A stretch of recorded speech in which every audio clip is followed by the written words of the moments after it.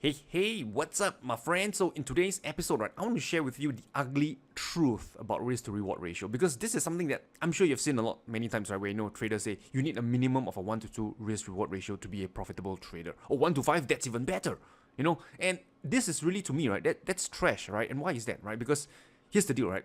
Your risk to reward ratio is somewhat of a lie, right? It's misguided, and let me explain why. So, let's say, for example, you have a trading strategy, right? This trading strategy, you aim for a minimum of a 1 to 10 risk reward ratio. Many traders will go, wow, 1 to 10 risk reward ratio, that must be hell of a good trading strategy. But I forgot to mention that this strategy only wins 5% of the time, meaning 95% of the time when you trade this strategy, you lose. So let's do some simple math, right? Let's say you do 100 trades and you risk $1 on each trade. So let's say you win 5% of the time, and each time you get a 1 to 10 risk reward ratio. So each time you win $10. And out of 100 trades, you win 5 times. So that's a total gain of $50. Now, what about your losers? So again, let's say when you lose only $1. But because you lose 95% of the time, let's say you have 95 losers, right, out of this 100 trades. In total, your losses is negative $95. So if you take positive $50 minus negative $95, what is your outcome? Well, clearly you're still down, right? You are in the red, negative $45. Okay, and on the other hand, let's say you have another trading strategy.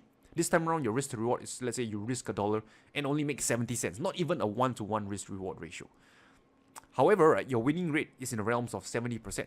So again, let's say you take 100 trades and you risk $1 per trade. What's the outcome? So 70 cents multiplied by the 70% winning rate, you get about $49 as your total profits. As for losses, you lose 30% of the time. Each time you lose $1. So in total, your losses is $30. So $49 minus $30, you still have a net gain of $19. And this is with a very poor risk to reward ratio of less than 1 to 1. So where am I getting at, right, with these examples? And it's very simple. It's that your risk to reward ratio on its own, it's a line. It's meaningless. There's no meaning to it. Risk to reward ratio only makes sense, right, when you know what is your winning rate. Because when you combine these two together, your winning rate and your risk to reward ratio, that's where you know whether you have a positive expectancy, right, in trading. That's where you know whether in the long run you'll make money or not.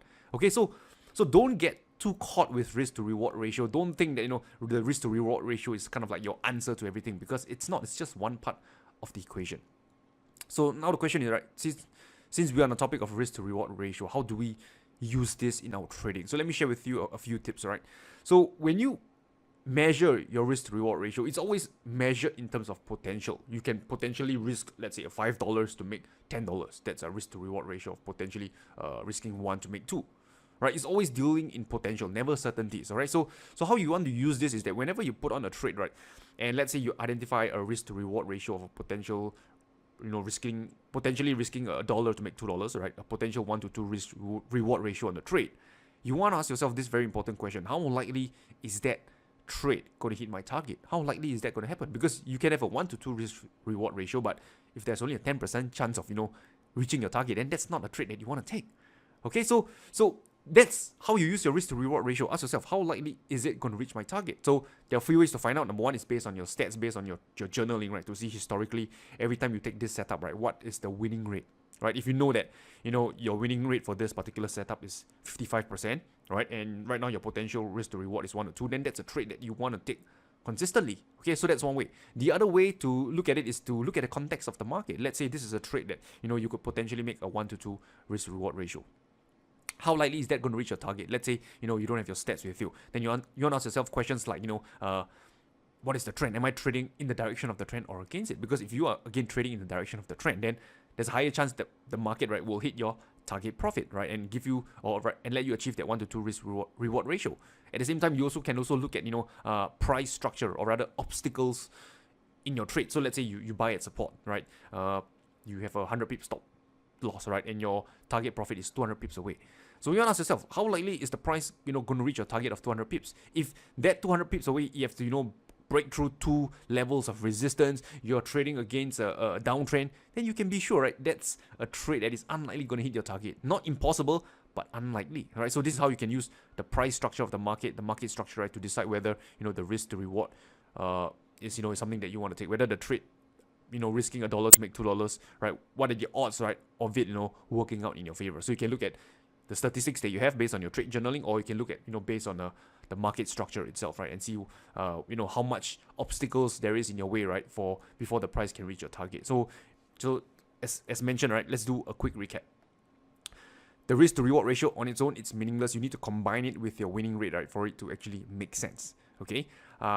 Second thing is that to find out, whether the potential risk to reward on the trade is worth it, you want to ask yourself, right, how likely is for the market, right, to move in your favor. You can, check based on your past statistics, right, through your trade journaling to see, what are the odds of, that setup working out based on the past.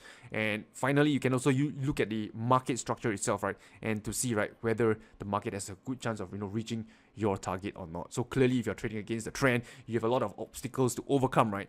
That trade is unlikely to hit your risk to reward ratio. And this is why, right, 1 to 10, 1 to 20 risk to reward ratio, it sounds, attractive, but to get to that level, right, how many resistance the price has to go through to reach that level, and what are the odds of the price, just breaking out of resistance and hitting your target immediately, right? It's pretty much, low probability odds. Okay, so that's where I'm coming from. So with that said, I wish you good luck and good trading. I will talk to you soon.